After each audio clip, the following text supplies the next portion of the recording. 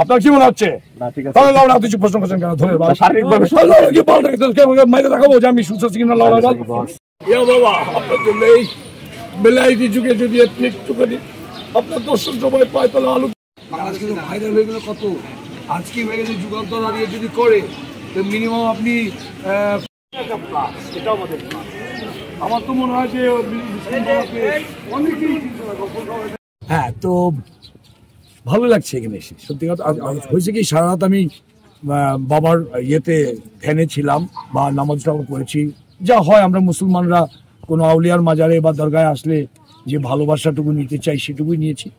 তারপরে ভোরবেলায় আমি হাঁটতে হাঁটতে একাই নদীতে গোসল করেছি করে একটা আমার তো কিছুই আনিনি, আমি একটা দিন আসছি।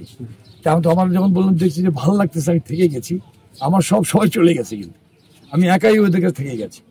তারপরে আমার গামছা দিয়েছি, আমি স্নান করে ওইটা পরে শুয়েছিলাম।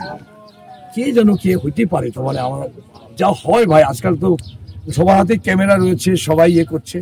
পরে ওটা তুলে নিয়ে করার পরে যা হয়েছে আমার বন্ধু বান্ধব, আমার শিল্পী বন্ধু বান্ধব, আমার ফ্যামিলি সবাই এখনো জানেনি। তারপরে সবাই মিলে না আমাকে যে সমু নাই কি হয়ে গেল।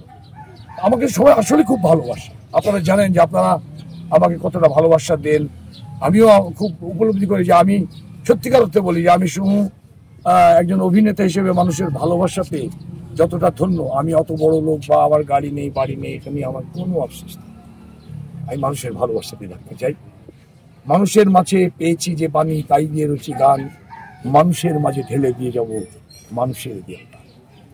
আপনার শারীরিকভাবে সুস্থ আছেন তো? আপনার কি মনে হচ্ছে?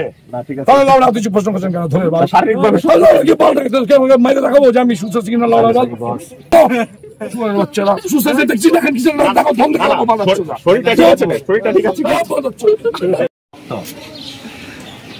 কি হয়েছে? কি সমস্যা কি বলো?